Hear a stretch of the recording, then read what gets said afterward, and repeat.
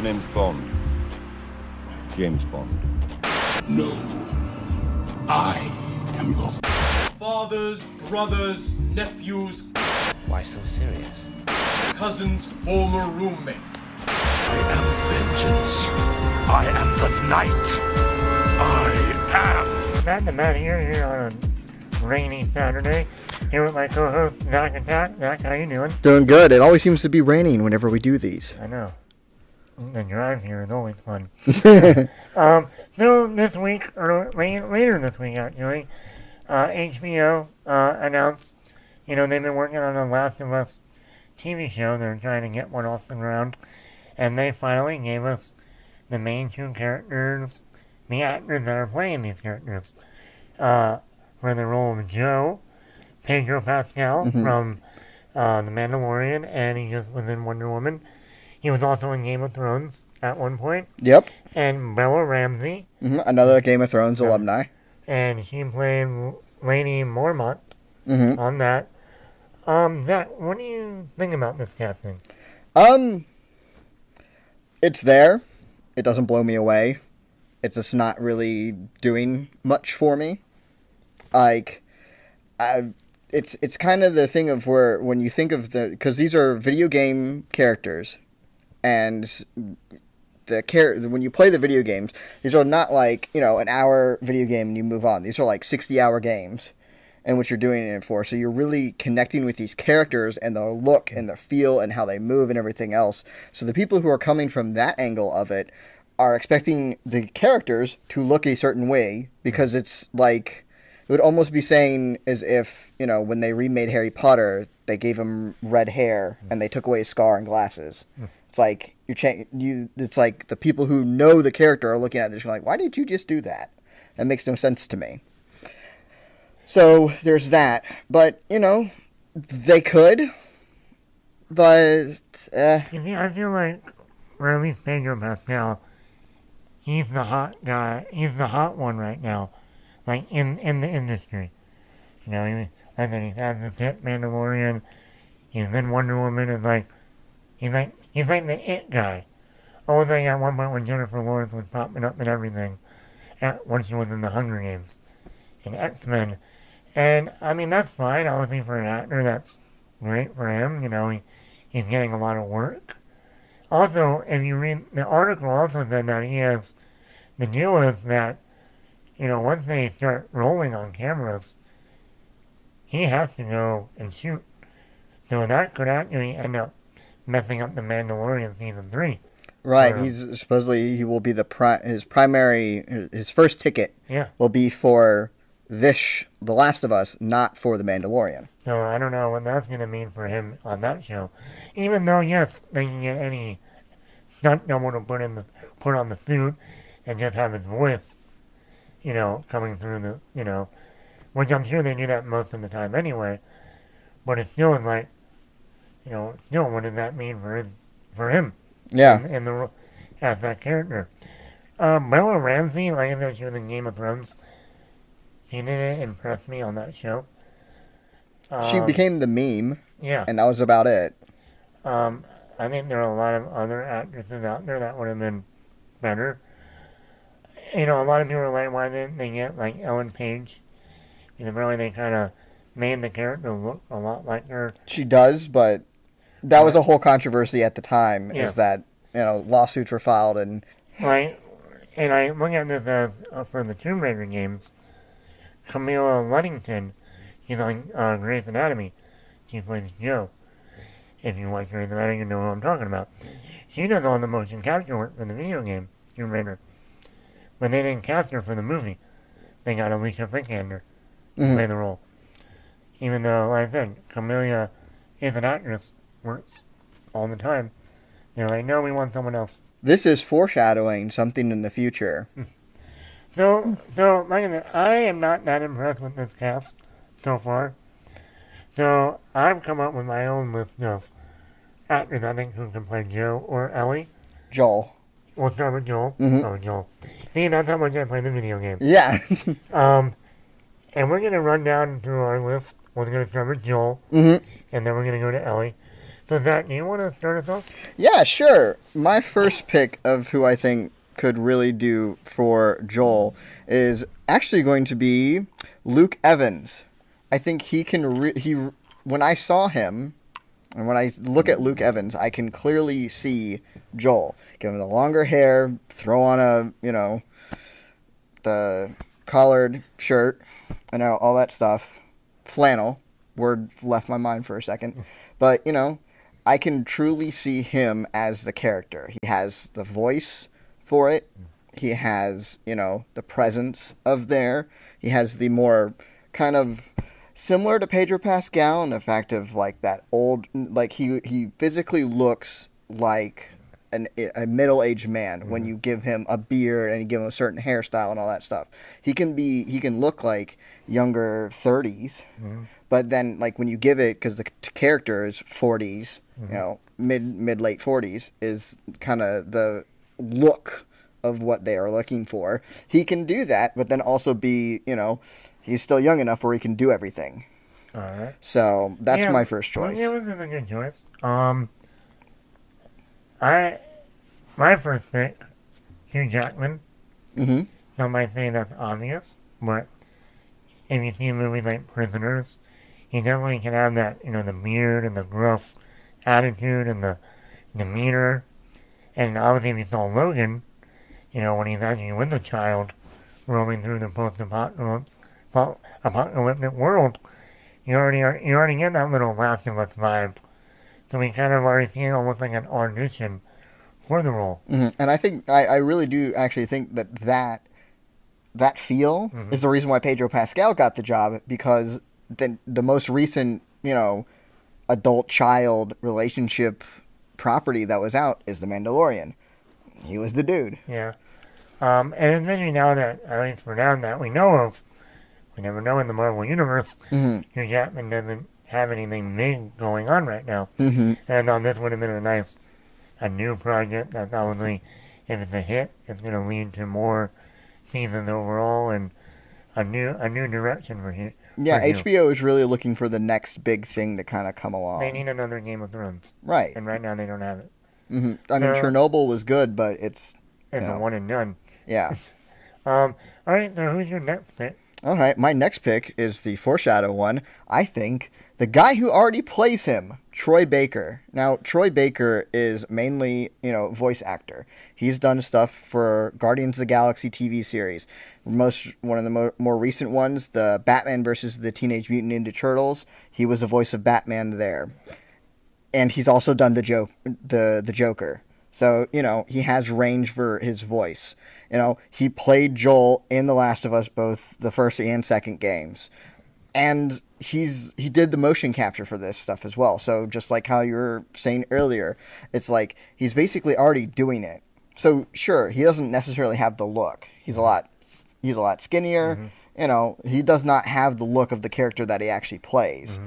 So there's your downfall there. But as soon as you hear him talk, everyone who's played the games or seen anything of that is going to immediately go like, that's Joel. When they hear Pedro Pascal talk as Joel, they're all going to go like, Troy Baker did it better, because he's done it for 2 successful games. He would have been a perfectly good choice. Now, he doesn't have the star power. That's the whole, that is the thing that he does not have. And I think that's why they picked Pedro. I mean, right now, he's the new it guy. Mm-hmm. My next choice is Josh Brolin. Mm-hmm. I think when I looked at the image of Joel on Google for like the video game, I'm like, that's Josh Brolin. Mm-hmm. Especially when Josh Brolin, like in True Grit, when he has like the beard and the hair is like longer, and he just has that skin like almost leathery, and the voice, of course, obviously, Thanos. He just has that grizzled, someone you can believe is walking day by day this post-apocalyptic world with a little girl. I think he would have been like a brilliant choice for the role. He just has, like I said, the look. Yeah. Right, coming right off the screen.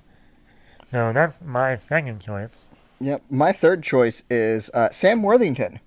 You know, Okay. ironic. It's a far out there pick, but here's where I feel as if I can validate this pick. You know, despite the fact I was just looking up at IMDb, he has 1, 2, 3, 4, 5, 6, 7, 8, 9 projects that are coming out. Half of them are Avatar. I really think he does have that kind of deeper, gruffer voice. And he wouldn't be as expensive as a Bowen. So, and all the other stuff. So he would be the cheaper, but he still has all that stuff. Especially, you know, he's the guy behind the Avatar stuff. I mean, Sam Worthington is an interesting choice. Because he's another one of those actors where when he first started, you know, he was in everything. Terminator, Avatar, Man on a Ledge. And he kept having movies. When he was one of those actors that kind of faded really quickly. Yeah, and I think that's the one thing of where we look at this is that one of the things is that a lot of people said is like, oh, he doesn't have he got put into all this stuff, but he didn't have the caliber to do all the stuff that he was put in for. You see, I don't agree with that. Like even with Terminator Salvation, I thought he did a good job in the movie. Mm-hmm. But once again, like I said, I think they pushed him too much too quickly. Because if you watch some of the movies he's in now with a very smaller role, he's very good. Mm-hmm. So actually, I would have argued with an interesting choice. Mm-hmm. My next choice is Carl Urban. Mm-hmm. You might know him from Star Trek, playing Bones. He's on The Boys show. Yep. On Amazon. And, even another one, hit when he had the beard and the hair. When he was in Dread. Yeah. He and the voice, to me, he would be a very interesting Joel. He would almost be almost like a Josh Brolin kind of. Mm-hmm. But I think he would bring more that dramatic part to it. And I think he's another actor that doesn't get his due. Like, he's been in Star Trek, he's been in Dread, Pete's Dragon. But he still is not up there yet. He was actually one of my choices to play Batman before even Ben Affleck was chosen. So, what do you think about Carl Urban? I think he could do it. In the time in Dread, the big thing and the most iconic thing about Joel is really his voice. Mm-hmm. Troy Baker did an excellent job of kind of like breathing life into that character with just his voice and everything else, because you play the game, you're looking over basically Joel's shoulder as you play the game. He's a titular character that you play as. So in parts you play as Ellie, but most of the time you're playing as Joel. Mm-hmm. So most of the lines that gets delivered outside of the cutscene type movies is legitimately you're looking at the back of his head. So imagine looking at the back of someone's head for 60 hours, and you feel, but you still feel the emotion from all their words. And that's something that Troy Baker was able to do. So, I think Carl has that too. Mm-hmm. It's like he's one of the things where it's like the voice is one of the most key aspects of this character. And just getting people to accept the person. That is my main list. I do actually have 2 honorable mentions. So do I. Yep. So my first honorable mention is Wentworth Miller. Okay. So I think he did an amazing job in Prison Break. He was also in the Flash TV shows and then in the spin-off, The Legends of Tomorrow and stuff. He's just a great actor and everything else in there. And he's able to do the slow, deep voice very well. If you look at most of the people that I've chosen, it's mostly because of their voice, of what they can do with that and how they can show the emotions with just their voice. So who's your honorable mention? My first honorable mention is Oscar Isaac. Mm-hmm. I think he brings something that would work in this movie. Number one, if you see movies like A Most Violent Year or Inside Llewyn Davis, he has that quality that demands presence, but also has that quieter, lonely type of feel. And once again, him with a beard and messed up hair but longer, he just fits that role to me. And ironically enough, he should have been in the Pedro Pascal role. Being in the Star Wars sequel trilogy should have instantly made him a megastar. He should have been instead of Pedro Pascal getting all the roles, everyone should be going to Oscar Isaac and saying, he should have gotten the roles. That's just one of the failures of the sequel trilogy. But luckily, he just got cast in Moon Knight. Mm-hmm. So maybe that could be a reason.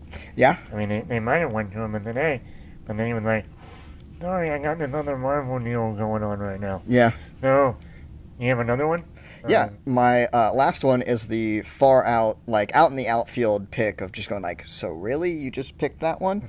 Mark Harmon from NCIS. He plays Leroy Jethro Gibbs, mainly because I've been mainlining NCIS lately. Legitimately, Gibbs and Joel are almost the exact same character type. You know, they're fathers who have lost everything, you know, mainly their child, spoilers for the games and the soon-to-be show. And then, you know, throughout their journey, they find kind of daughter characters in people that they meet in their shows. So I think, and he does it really well. And, you know, the big thing about Joel is that he does talk more than Gibbs in NCIS, but you know, that's more of an artistic choice for him not to talk as much. But Mark Harmon is able to show so much just in his presence alone. But flip side, he's old. You know, he's been doing NCIS and is not going to stop for, you know, like what, almost 20 years? What feels like 20 years? My final honorable mention is Frank Grillo. You might remember him as Crossbones in Captain America: The Winter Soldier, Civil War. He was a warrior. He was the trainer for Joel Edgerton's character. He's a tough guy. He has that tough guy mentality. But I think he would be one of those out there choices that you would be like him. Well, okay, like never expected him. But I also think he's one of those underrated actors that still hasn't really hit it yet. And this could have been like a great opportunity to be like, he's a star and have a hit show on his hands. Alright, next we're going to be talking about Ellie, the character of Ellie, and who we think should have maybe been cast over Bella Ramsey. Zach, do you want to start on this one? My first pick is kind of, you know, almost the obvious pick right now is Millie Bobby Brown. You know, she hits that age group of what you're looking for the character. If you're casting it, she's very, you know, well experienced. She's, you know, Stranger Things. She can show range, and you know, she also kind of ticks all the boxes if that's what you're looking for.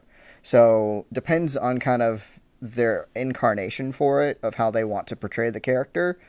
You know, I think she could have done a great job because she's already has that more TV show experience and getting over completely on a brand new property, and not something like Game of Thrones. Game of Thrones was Game of Thrones for years, and then then she came along.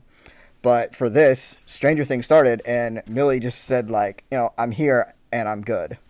Well, number one, I don't think they would have gone with Millie because she's still doing Stranger Things. Correct. So I think that would have nulled and void her obligations completely. And she's also going to be in the new Godzilla Kong, which she was in the last Godzilla movie.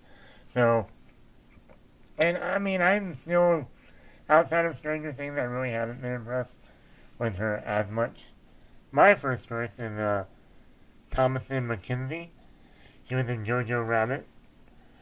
She played the young Jewish girl that was hiding in the house that Scarlett Johansson and her son were living in. She's going to be in Last Night in Soho, the new Edgar Wright movie coming out. She has this very young look to her that would probably fit Ellie perfectly. And she just has this range that I saw in Jojo Rabbit to play the dramatic, but also have some levity to her. And this Mackenzie girl, I think she's in her late teens, so she would probably fit that pretty well and do it for a while. So that's my first. And she's still an up and coming actress. That's also what I'm looking for.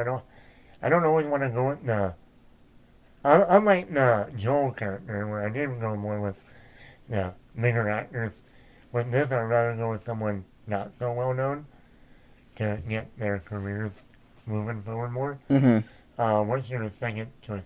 My second choice is Scarlett Estevez. I hope I'm saying that last name right. You might have seen her in Lucifer.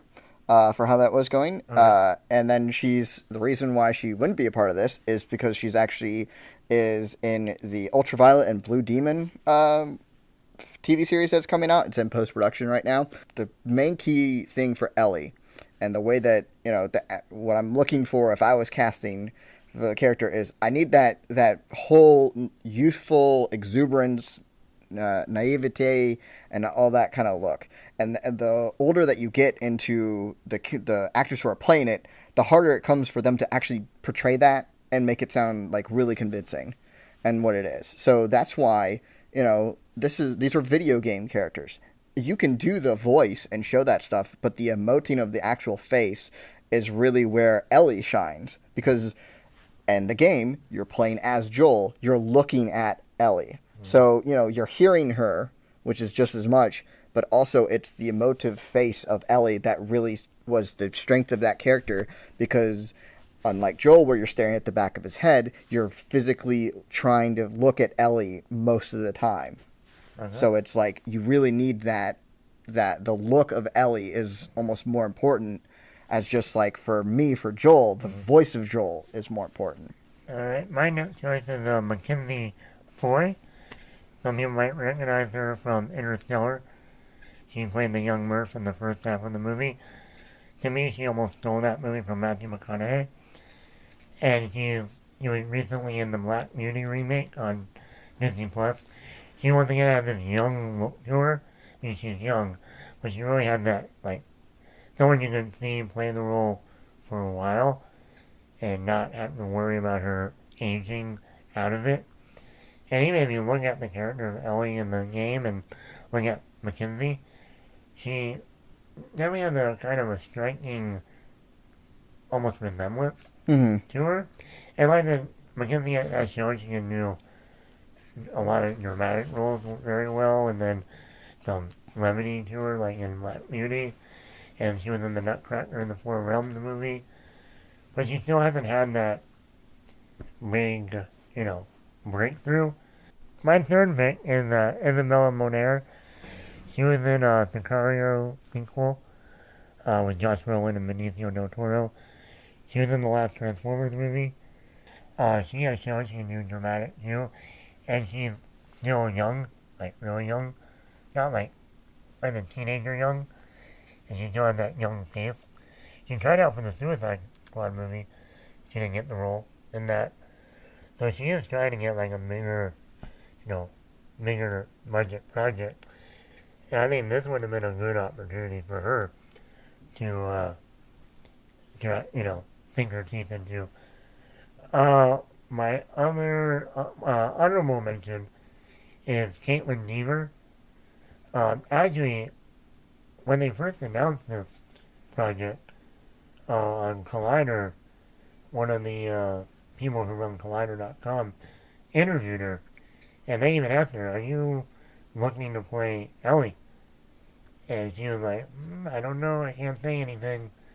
Because she, outside of Ellen Page, in terms of, you think they just took her face and put it on, she's the one that looks almost exactly like Ellie. So she's one that I was like, yeah, I can see her. And she's been in a lot of films recently. Yeah, and we'll kind of see where all this stuff goes, because, they're just announcing the actors. We don't really know that much plot details. Since they've cast Joel and Elliot, that means generally they're probably going to take, the plot of the first game.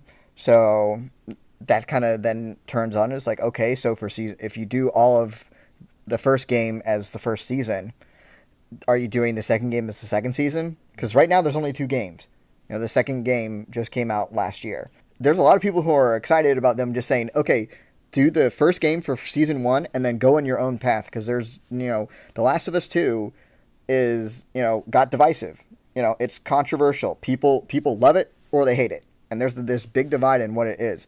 And, there are people who, the art direction and what they took and the character directions, there's a lot of people that got really angry for it.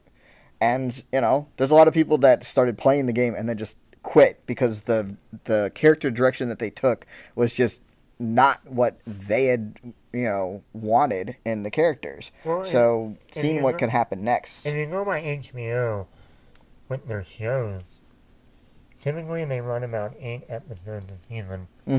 Like True Detective with like 8 episodes. And then even Game of Thrones, most of the seasons were 8 or 9 episodes. You had that very rare, like maybe 10 or 11. And each episode ran to about 45 minutes to an hour. So, how long would you say the first game ran about? I'm thinking there is a good midway point in the game. And that's kind of where there's a point in the first game where Joel gets injured. And then, Ellie kind of takes over. And that's where you go into the part of the game where you actually play as Ellie as the main character that you're playing as. I think that could actually be a great end point for a first season. And then you start off the second season with, Ellie being the one to take care of Joel. Because the biggest thing in this game series is kind of the back and forth between the father-daughter relationship with people who are not father-daughter.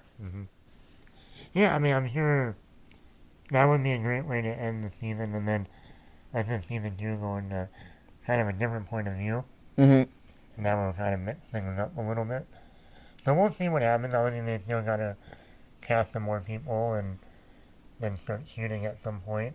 There's only about like 2 other characters that people like really remember for it. So there's like a ton of other minor characters, but there's like, when looking at all this stuff, it very much is it's a tentpole cast where it's just going like, you have your really important characters, and all of a sudden there's this huge drop down away from the polls in terms of importance. And it sounds like the movie The Road with Viggo Mortensen.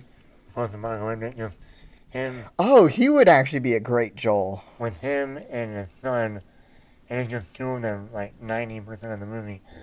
They only run into like a couple people. So it sounds a lot more like that movie. Yeah, Viggo would have been good, but Viggo might have been like, I already done a movie. I don't like that. Viggo's just going like, I already have all the money. Yeah, Lord of the Rings. And always remember to like, comment, subscribe wherever you are. The podcast is available wherever you want to get your podcast. If we are not there, let us know, and we will get there. Remember to like our Facebook page, Attack Bat Productions. Thanks for listening, everyone.